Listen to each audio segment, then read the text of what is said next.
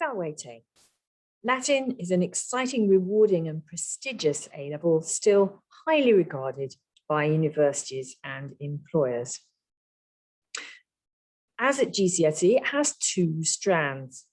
You learn more about the actual language, more complex grammar and syntax, both as an end in itself, but also to enable you to read and enjoy a wide range of increasingly sophisticated literature. By the end of the 2 years, you will have the fluency to translate passages of real Latin prose and poetry you've never seen before. To do this, we concentrate on two particular authors.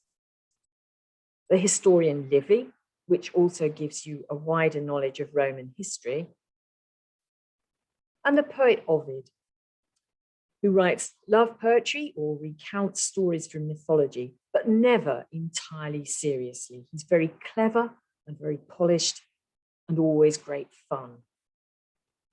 Probably the thing I like teaching best is prose composition, which is translation from English into Latin.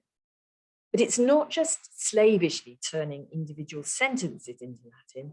It involves turning a whole passage of English into convincing, stylish Latin, something a Caesar or a Cicero might have written, with much longer sentences and lots of ablative absolutes and other typically Latin ways of saying things.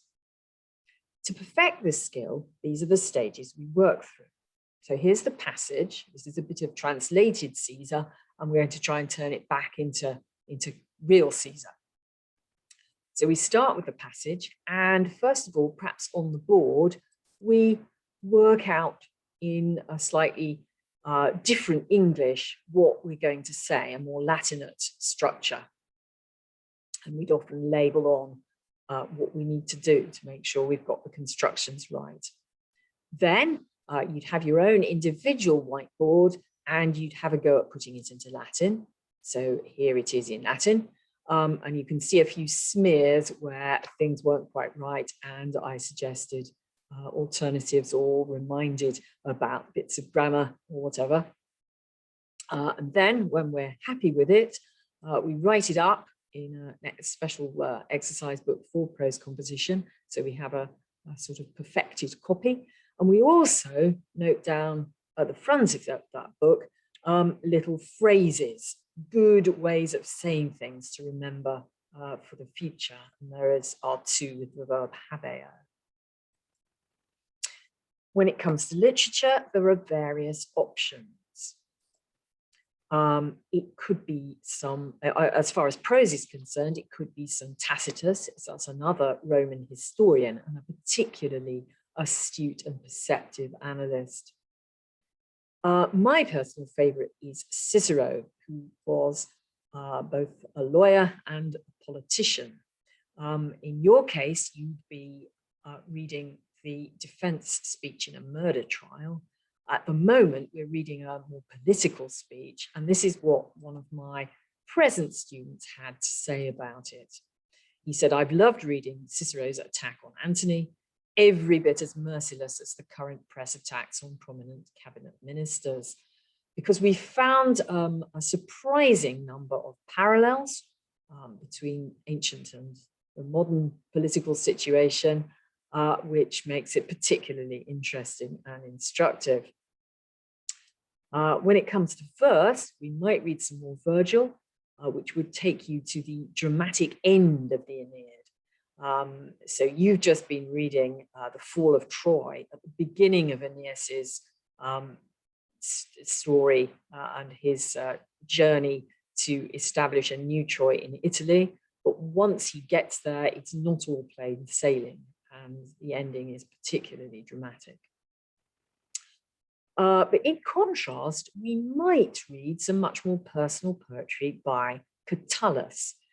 And this would take us through his rather doomed love affair. So it would take us from Dami Basia Mille, Give Me 1,000 Kisses, through to Odi et Amo, I Hate and I Love, to Miser Catulle de Sinas Ineptire, unhappy Catullus stop being an idiot, right through to asking the gods to take his feelings away, because now his love has become like a sort of plague or deadly illness. The gods, tear from me this deadly disease. But Catullus, for all the distance in time, is a very recognizable 21st century young man in love. Another possibility, which is great fun, is Ovid again.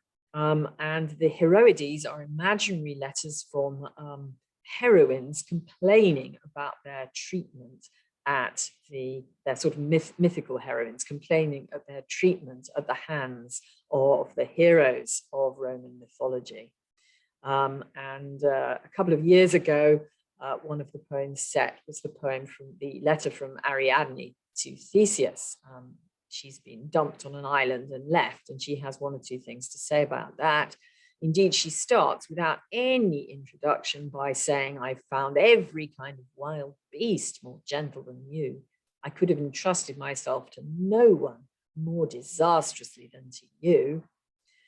And one of the things we tend to do is make PowerPoints like this with a bit of the Latin and its translation, and then the sort of analytical points about the content and the style, which will enable you in the end to write really good exam answers on the poem.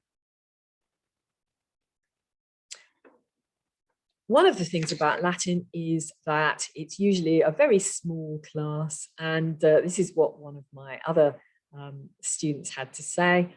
I enjoy Latin because the small class size means you get a lot of individual help and progress more quickly.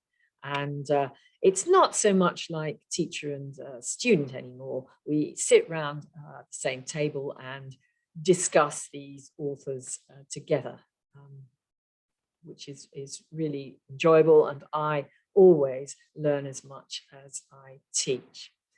So that's Latin A-level. Great fun.